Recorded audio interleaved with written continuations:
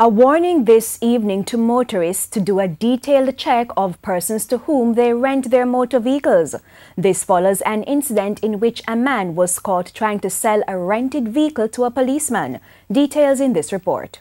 It all began when a man we will call Tom saw a Nissan Tida motor car in the classified section of the newspaper for sale. So he contacted the vendor and made arrangements to buy the car. Tom did a test drive on the vehicle and later drove into the parking lot of the Darling Street police station in downtown Kingston to finalize the transaction.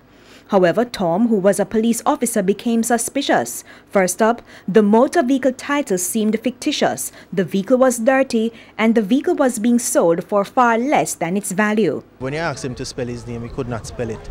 I personally gave him some money to count, and I took money from that money. And the money he said he got when he summed up the money was not the right figure.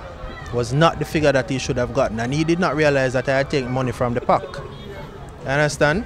Because even though we were in the motor vehicle, AC on blast and everything, he was sweating. And that kind of aroused my suspicion, like total sweating. And he just wanted to go, he just wanted to leave. And then there was this other person on the phone who kept on calling. You get the money, you get the money, you get the money. So I said, no, this is not right. Further checks revealed that the man selling the vehicle was not the owner. So the police tracked down the actual owner, only to find out he rented the car to the man selling the vehicle.